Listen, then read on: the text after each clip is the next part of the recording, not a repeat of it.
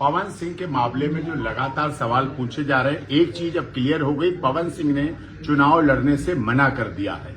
एक चीज क्लियर हो गई। दूसरी चीज, ये पवन सिंह की जो पत्नी ज्योति सिंह है, पिछले दिनों तक ठीक थी, अब उसमें हुआ क्या, जो लोग पवन सिंह से सामने दुश्मनी नहीं कर पाए, मंच पर नहीं कर पाए, अपनी कलाकार के रूप में नहीं कर पाए, भोजपुरी दुनिया में नहीं कर पाए, उन लोगों ने ज्योति सिंह को पीछे से प्रयोग किया और ज्योति सिंह को मोहरा बनाकर दुश्मनी निकालने का तरीका यूज किया, जिससे कि पवन सिंह की मानसिक और आर्थिक और राजनीतिक और सामाजिक क्षति पहुंच सके। लेकिन ज्योति सिंह इस बात को नहीं समझ पाई, उन सबके धोखे में आ गई, भरोसे में रह गई और उन्होंने अपने पति, जो कि परमेश्वर है, जिसके लिए करवा चौथ रखी, जो इतना बड़ा स्टारडम, इतना बड़ा नाम, इतनी बड़ी शोहरत, इतना बड़ा सम्मान, इतना बड़ा राजनीतिक छवि, जिसे लोकसभा का चुनाव तक भारतीय जनता पार्टी का वापस किया था संसद में, इस सारे को उन्होंने खराब करने का अपना असफल प्रयास किया।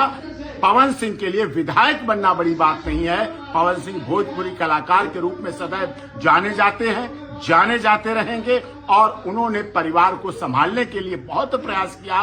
पवन सिंह से चरित्रवान अधिक, महिलाओं का सम्मान करने वाला, आदर करने वाला दूसरा कोई भोजपुरी कलाकार नहीं है। उन पर लगातार जो आरोप लगाए जा रहे हैं, पिल्स खाई, एबॉर्शन कराया, कौन पिता चाहेगा अपने बच्चे का पिता न बने? कौन पति चाहेगा कि अपने बच्चों के, नन्हे मुन्ने बच्चों का पिता न बने? सब चाहते हैं, लेकिन ये पारिवारिक दरार बढ़ती चली गई, ये पारिवारिक कलह बढ़ती चली गई, जिसकी वजह से ये सब राजनीति में इतने बड़े दुष्परिणाम देखने को मिल रहे हैं। ये क्लैरिफिकेशन बिल्कुल है।